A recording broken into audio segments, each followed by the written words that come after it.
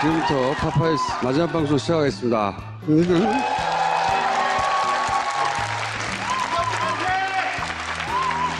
파파이스의 시작은 사실은 뉴욕타임즈입니다. 김호준의 뉴욕타임즈. 시사 CCTV 김호준의 뉴욕타임즈. 안녕하세요, 김호준입니다. 김호준의 뉴욕타임즈 제목을 정했다고 하니까 뉴욕타임즈와 무슨 상관이 있는 거냐라고 사람들이 묻더라고요. 없습니다, 아무 상관. 그럼 왜 뉴욕타임즈냐? 재밌잖아요. 재밌으면 됐죠 뭐. 그럼 어떤 방송을 할 생각이냐?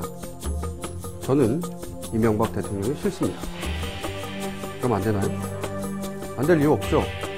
국민이 대통령을 좋아할 수도 싫어할 수도 있죠.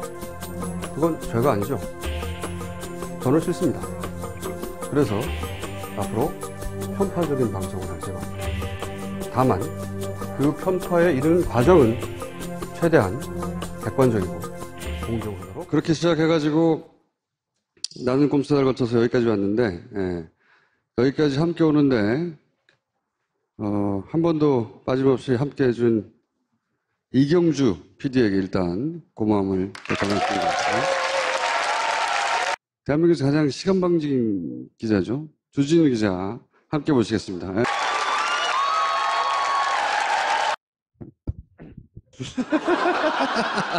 네, 여러분 안녕하십니까. 이 시대의 참 주진우 정청래입니다.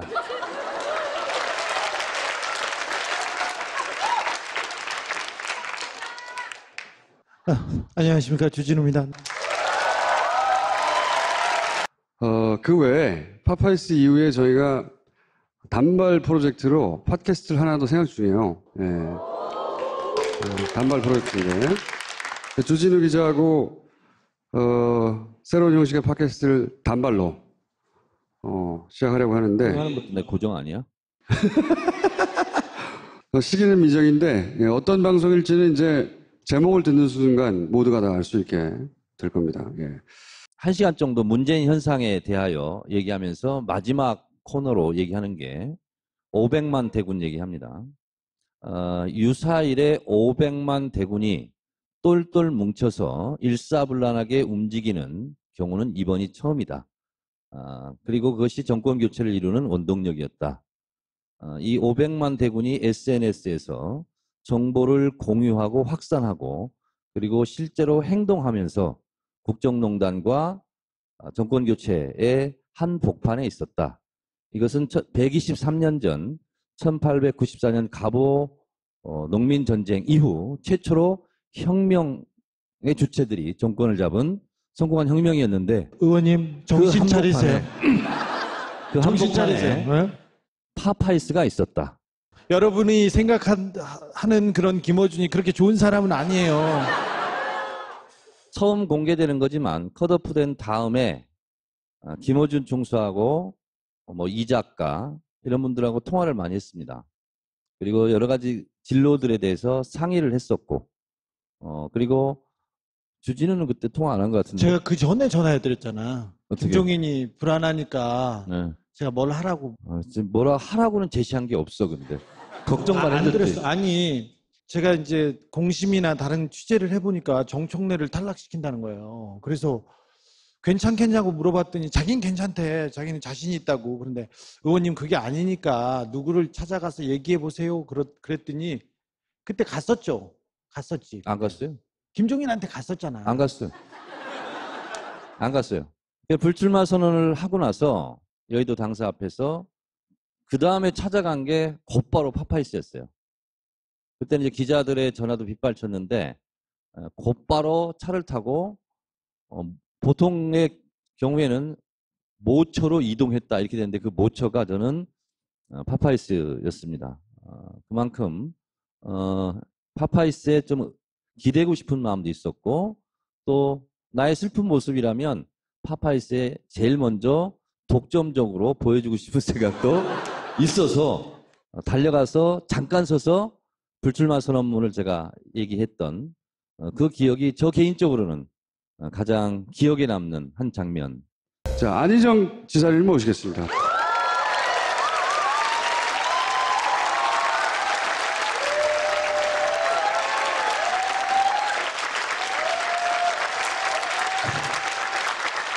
아니, 대선 이후에 이렇게 오랫동안 아무 데도 안 나오셨어요, 근데?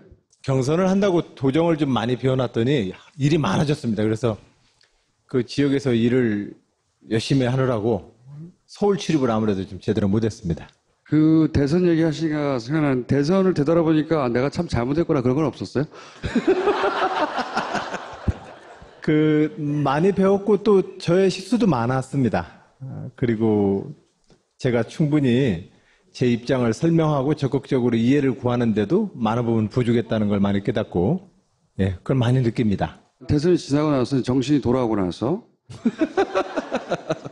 아, 이거는 내가 배웠다 이런 거 있어요? 하여튼 혼날 때 잘 혼나야 되더라고요.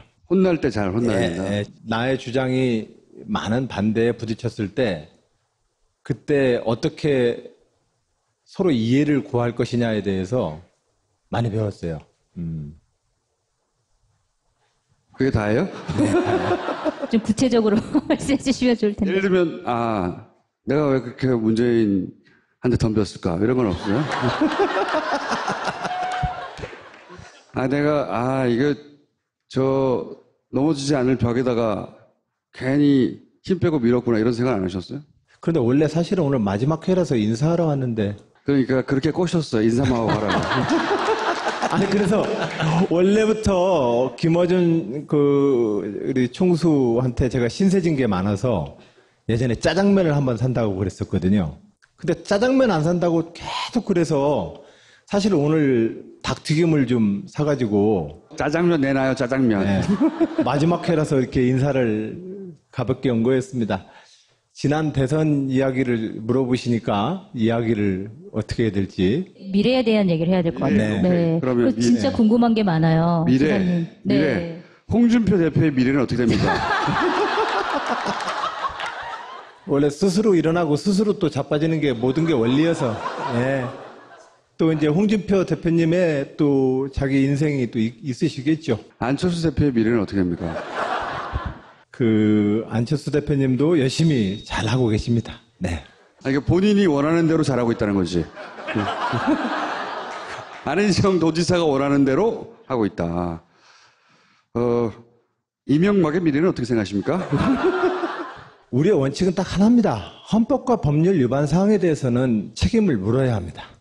새정치는 안철수 대표도 오랫동안 얘기해왔는데 저도 그래서 안철수 대표가 새정치 얘기할 때마다 속으로 깜짝깜짝 놀랍니다. 저도 새로운 정치 하자고 얘기를 하는데 안철수 대표도 새로운 정치를 말씀하시고, 근데 저분이 말하는 새로운 정치와 내가 말하는 새로운 정치는 도대체 뭐가 다를까? 또 가끔마다 말도 비슷해요. 과거의 낡은 진보 보수를 뛰어넘자고. 저도 그 얘기 하거든요. 근데 안철수 대표가 하시는 말씀하고 제가 하는 얘기하고는 좀 다르거든요. 어떻게 다릅니까? 일단 사람이 다르고요. 살아온 이력이 다르고요. 그리고 그것이 첫 번째 다르죠.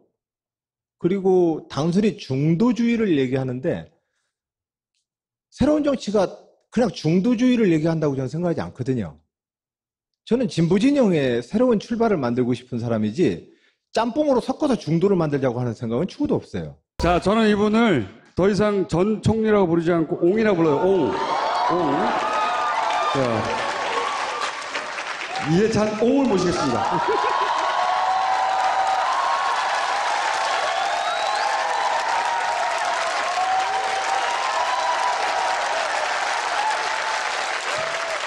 전 총리 정도의 명칭으로는 이제 안 될 것 같아요. 옹. 네. 이옹 나오셨고요. 예전 새누리당 지금 자유한국당과는 약간 다른 보수는 있을수록 좋다고 생각하는데 그 바른정당의 미래라든지 아니면 그런 보수가 그런 합리적인 보수가 살아남을 수 있는 방안이나 이런 게 혹시 있을 수 있을까요? 지금 이제 바른정당 중에서 그 한 절반 정도 되는 사람들은 개별 하나하나 이렇게 보면은 비교적 의식도 괜찮은 편이고 생각은 보수적인데 기본 의식이 그리고 이제 정치하는 사람은 매일 중요한 게 뭐냐면 퍼블릭 마인드인데 퍼블릭 마인드가 있어요. 이 사람들은 이렇게 보면은 누구라고 이름은 얘기 안 하겠지만 이름 좀 얘기해 주세요. 아까 유승민 의원은 얘기했잖아요. 예. 한 사람밖에 안 되잖아요. 그런 사람들이 있어서 그게 이제 커지려면은 그게 더 맞으면 그 어떤 계기에 자기 헌신성을 보여줘야 되거든요. 자기가 헌신하는 걸 보여줘야지 그 이해관계만 따라다가 보면은 이게 안 된다고요. 그래서 전 그런 그 노선이 좀 더 헌신성을 좀 보여줘서 확장되고 그 세를 모으고 그러는 것이 전 국가를 위해서 바람직하다고 이렇게 생각을 합니다. 그러면 국민의당이 아니라 안철수 대표의 개인적인 미래는 어떻게 보십니까? 자기의 헌신성이 없어요, 보면은. 자기만 생각해, 자기만. 예, 그렇게 해갖고서는 국민들의 공감을 못 얻고, 그러니까 지지율이 안 올라가잖아요, 당 지지율이. 맞으면, 그, 대선 후보 때 얻은 거에 뭐 지금 뭐 한 4분의 1밖에 안 되잖아요. 그러니까 그만큼 축소된 거거든요. 그렇게 해갖고는 확장성이 없고, 좀 더 그 자기를 맞으면 그 헌신하는 나라에 대해서 자기 몸을 내놓는 그런 자세를 임해야지 지금은 욕심이 자꾸 있어가지고 문재인 대통령이 이렇게 긁는 것에만 전념을 하거든요. 그렇게 해갖고는 별 좋은 평가를 받기는 어려울 겁니다. 왜 그렇게 문재인 대통령에 대해서 긁을까요? 자기 진로를 몇 번 막았다고 생각하는 거겠죠. 12년도에도 맞고, 이번에 또 맞고, 이 다음에도 이대로 가면 안 될 거라고 이제 보니까 이제 그러는 거겠죠. 그런 점에서 이제 퍼블릭 마인드가 약한 거죠. 퍼블릭 마인드가 있는 사람은 어떻게 해야 되는 겁니까? 그럼 만약 안철수 대표가 퍼블릭 마인드가 있었다. 그러면 취했어야 마땅한 태도는 어떤 거였어요? 대선 이후에? 예, 지난번 이제 토론 때 여러분들 보셨잖아요. 그 토론할 때 이게 다 드러나지 않습니까? 그러려면은 자기가 왜 지난번에 선거에서 실패했는가 이거에 대한 자기 성찰이 더 깊어져야 됩니다. 성찰이 깊어져야 되는데 금방 물러났다가 몇 달 만에 아무런 성찰 없이 그냥 다시 들어왔지 않습니까? 당만 차지하면 된다 이렇게 생각하는 거 아니에요. 그렇게 해가지고서는 어떻게 거듭날 수가 있습니까? 그 문재인 후보 같은 경우도 지난번에 떨어지고 나서 한 4년 동안 여러 가지 어려움을 겪으면서 성장을 했잖아요. 그러니까 12년도보다는 16년도가 벌써 변한 모습이 보이지 않습니까? 여러 가지 점에서. 그렇게 해서 자기 성찰을 통해서 이렇게 성장을 해서 국민들한테 평가를 받아야지 잠깐 물러나는 척 했다 얼른 다시 돌아가지고 또 무슨 뭐 통합을 한다고 했다가 이래가지고서는 좋은 정치인을 커가기는 어렵습니다. 아이패드 저기 한 사람, 태블릿 PC 찾게끔 해준 사람, 그 사람 말 중에 인터뷰를 한 거 보니까요, 굉장히 중요한 말이 들어있어요, 거기에. 한겨레 기자도 찾아왔고, 또 어디 신문사 기자도 찾아왔고, 그랬는데, JTBC라고 해서 줬다. 그 왜 JTBC에 줬냐 했더니, 손석희는 믿을만 하기 때문에. 예? 그렇게 인터뷰를 했더라고요. 그러니까 평상시에 그렇게 신뢰를 얻어놓는 것이 다 그게 나중에 맞으면 좋은 거를 개발할 수 있는 힘의 원천이 되는 거거든요. 아니, 그러니까 손석희. 아직 언론엔 손석희가 필요하다. 약간 이런 그러니까, 결론인 것 같아요. 네. 그분은 거기서 본인의 역할을 다 오지도 않겠지만 제안한다고 해서. 근데 이제 아깝다 그런 생각 안 해보셨냐 이거지. 우리 끌고 와가지고 어떻게 해보고 싶다 뭐 이런 생각은. 지금 자꾸 자기하고 손석희를 비교하려고 지금 그러는 거예요. 의도를 간파하셨군요. 아니, 손석희 사장이 빨리 어디 딴 데 가야지 내가 어떻게 1등을 하지. 손석희 사장 살아있는 동안은 안 될 것 같아가지고 내가 제거하려고 그러는데 제거. 검찰 조사 받으러 갈 때 따라갔거든요, 촬영하러. 근데 그 자리에서 이제 뭐 하냐요, 저한테. 그래가지고 그냥 배고픈 생활을 하고 있다. 그랬더니 평생 먹여 살려주겠다고.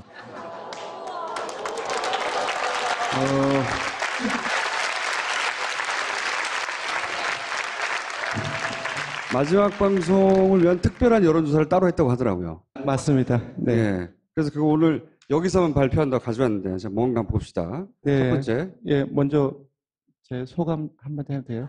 뭐 다들 소감을 얘기하려고 그래. 일단 너무 영광이었습니다. 이렇게 파파이스를 통해서 국민 여러분들과 교감하고 국민 여러분들 출마하려고 그래요 지금? 네, 교감하고 그리고 무엇보다도 많은 일을 했지 않습니까?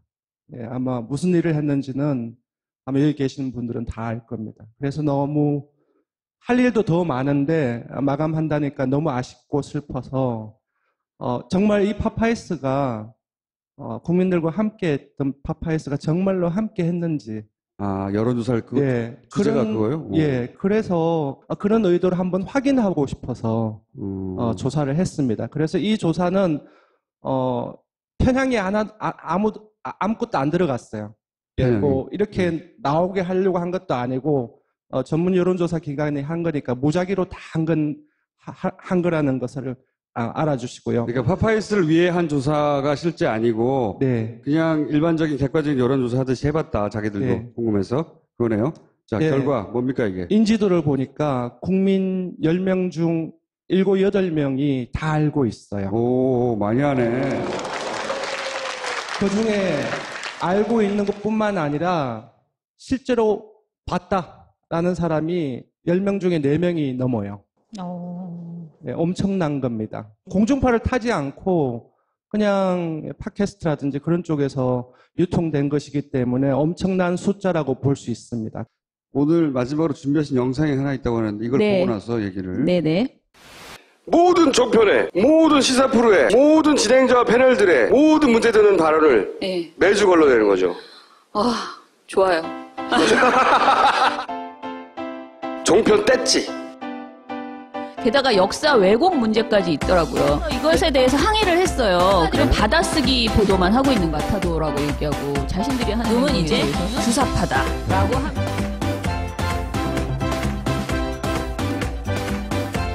그 이전에는 성매매 하셨죠? 아니 그때는 성매매 특별법 이전에는 뭡니까 많이 있었지 않습니까 집장촌도. 법이 있느냐? 그거 한 번도 안 가보셨습니까 집장촌을? 미인들이 막 방 안에 들어오고 그랬습니까? 자는데? 왜 근데 그 안마 얘기를 얘기 안 했어요? 2명의 여성이 들어온 거. 옛날 대통령을 다 그렇게 먹었는데 뭐 그거 가지고 그러냐?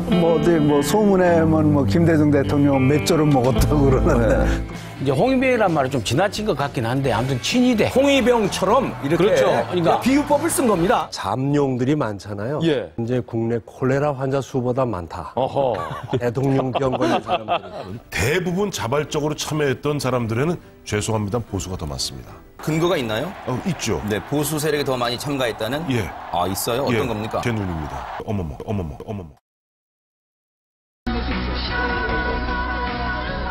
우리가 많이 사랑합니다.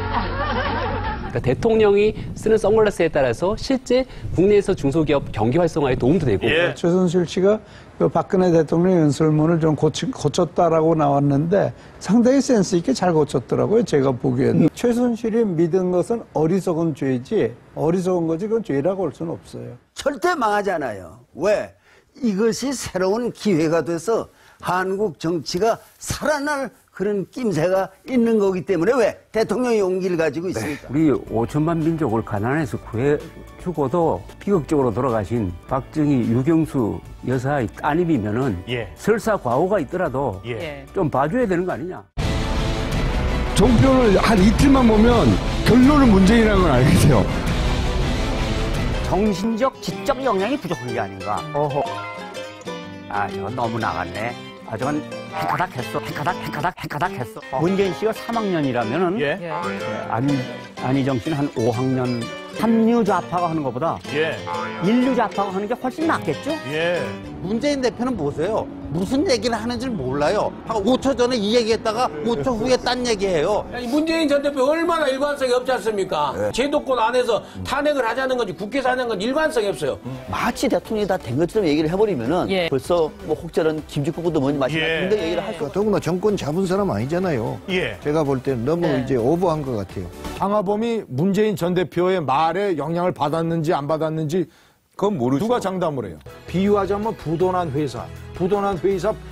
회사의 부사장 출신 노무현의 후계자 문재인 이것을 집중적으로 공격을 해야 되는데 또 나쁘게 보면은 여자가 너무 나댄다.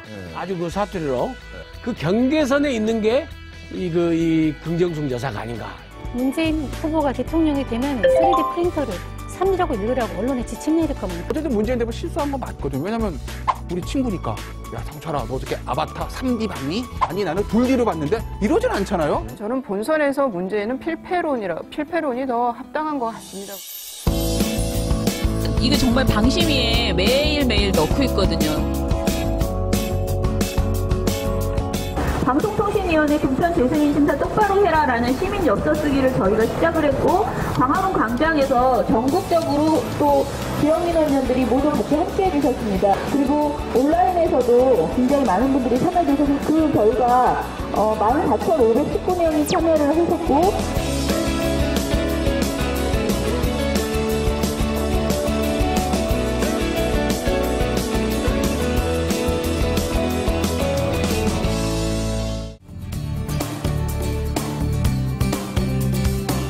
시청자 여러분 안녕하십니까.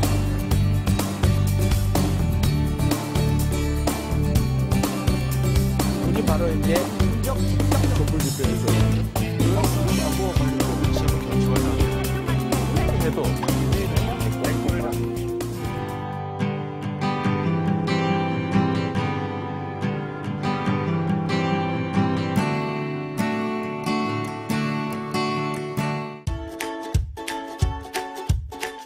공영방송은 완전히 줄서기. 간단한 보도 하나로는 사실 그렇게 바뀌지 않아요. 그래서 저는 좋은 방송이 KBS, MBC에서 많이 나와줘야 된다.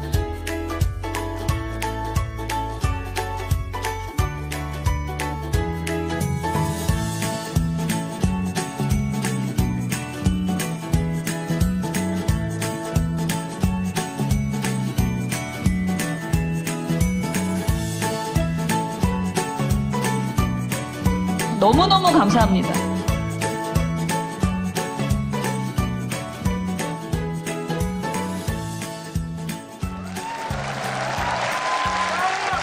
청와대가 요새 관광지가 됐어요.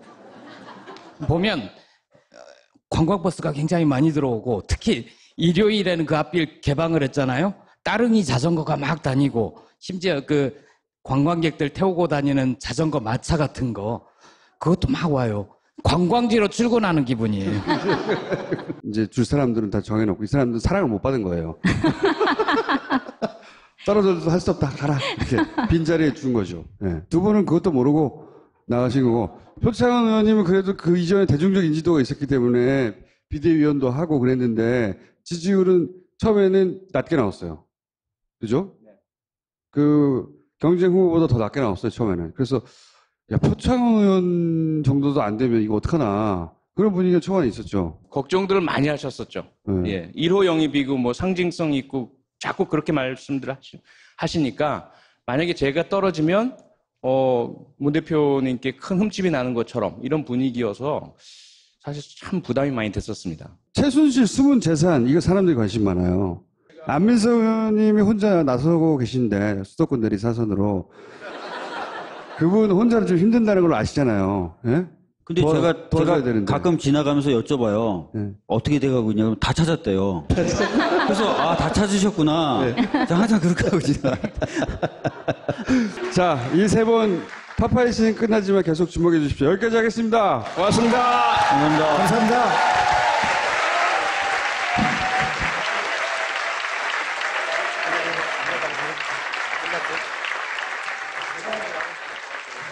제가 나름 기자인데 또 속보를 말씀드려야 돼요. 네. 오늘 원래 파파이스 마지막 방송이어서 제가 대통령께 부탁을 드렸습니다. 특별히 영상 메시지를 좀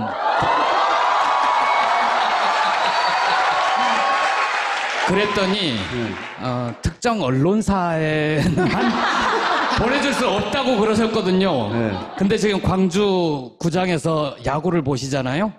야구에는 치맥이죠.